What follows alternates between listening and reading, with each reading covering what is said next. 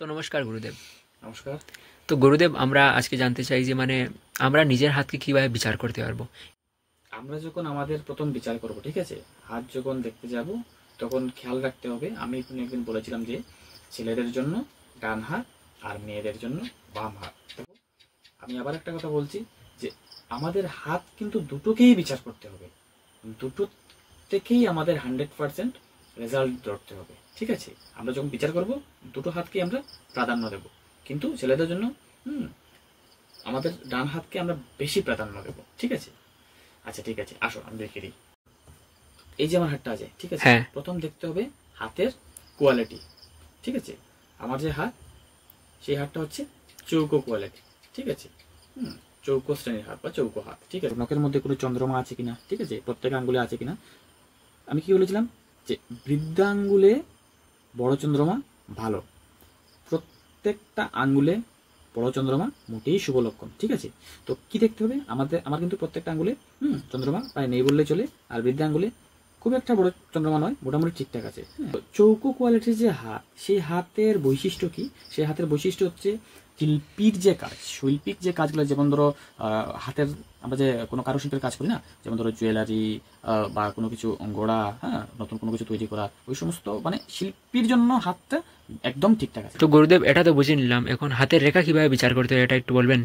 আসুন, আমাদের দেখতে হবে যে আমি বলেছিলাম যে হাতের মধ্যে কোনো ওই আঙুলের মধ্যে কোনো ছিদ্র আছে কিনা, ঠিক আছে, তা দেখতে হবে। হ্যাঁ, তার মধ্যে গ্যাপ কতটুকু আছে দেখতে হবে। এবং রেখা যেটা দেখবো আমরা, প্রথম দেখবো আমরা হাতের কালার, ঠিক আছে। প্রথম দেখতে হবে আমাদেরকে আয়ুরেখা, ঠিক আছে। আয়ুরেখা মোটামুটি ভালোই আছে।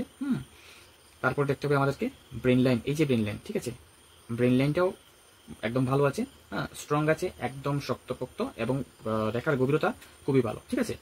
তারপর দেখতে হবে আমাদেরকে হৃদয় রেখা। হৃদয় রেখায় কোনো কাটাকাটি, কোনো ব্ল্যাক স্পট বা তিল বা মানে কোনো জায়গায় ছেড়ে দিয়েছে, বা শৃঙ্খলাকৃতি অথবা জব চিহ্ন হয়েছে নাকি, স্টার চিহ্ন হয়েছে নাকি, ওই সমস্ত দেখতে হবে। বা নিচের দিকে কোনো রেখা গেছে নাকি, সেগুলো আমাদেরকে দেখতে হবে। তারপর দেখতে হবে যে হৃদয় রেখাটা কোথায় গিয়ে শেষ হয়েছে। যদি শনির ক্ষেত্রের নিচে শেষ হয় তাহলে তো ভালো কথা, হ্যাঁ। আর যদি বৃহস্পতির ক্ষেত্রের মধ্যে গিয়ে প্রবেশ করে তাহলে আরো ভালো কথা, ঠিক আছে। তারপর দেখতে হবে প্রতিটা ক্ষেত্র দেখতে হবে আমাদেরকে, হ্যাঁ।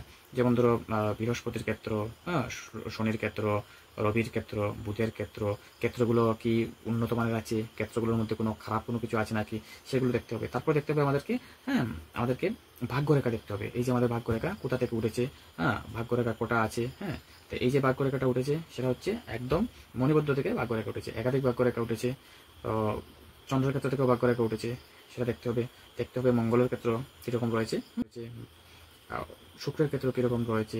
তো এই যে এরো রেখাগুলো রয়েছে না, সেগুলো খুব একটা বেশি ভালো নয়। আর এই যে উপর দিকে যে রেখাগুলো উঠেছে সেগুলো কিন্তু ভীষণ ভালো। গুরুদেব, হাতের রেখা নিয়ে সম্বন্ধিত কিছু আমরা বুঝতে পারলাম, একটা বেসিক নলেজ হয়ে গেল। এখন আপনার কাছে কিছু প্রশ্ন ছিল, এই প্রশ্নগুলো ডাউট যদি আপনি ক্লিয়ার করে দিতেন।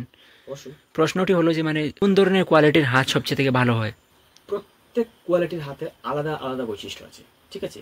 যেমন ধরো কৌণিক হাতের একটা বিশেষ বৈশিষ্ট্য রয়েছে, যাদের কৌণিক হাত তারা কিন্তু খুব ভালো গান গাইতে পারে। এবার গান গাওয়ার জন্য তার হাতের যে রেখা রয়েছে, হ্যাঁ, তার হাতের মধ্যে যে রেখাগুলো রয়েছে সেগুলো বেনিফিশিয়াল থাকতে হবে, প্রত্যেকটা মাউন্ট বেনিফিশিয়াল থাকতে হবে, চন্দ্র বেনিফিশিয়াল থাকতে হবে।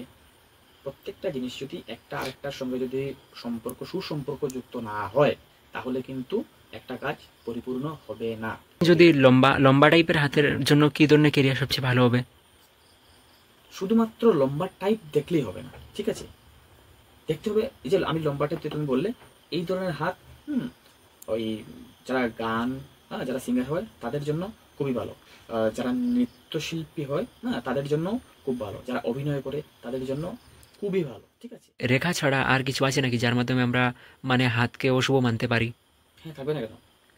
এটা কি? আমি একটা কথা বলে দিচ্ছি, হাতের মধ্যে আলাদা আলাদা ক্ষেত্রের মধ্যে আলাদা আলাদা যদি চিহ্ন থাকে, ঠিক আছে, তাহলে খারাপও ফল দিতে পারে, ভালোই ফল দিতে পারে।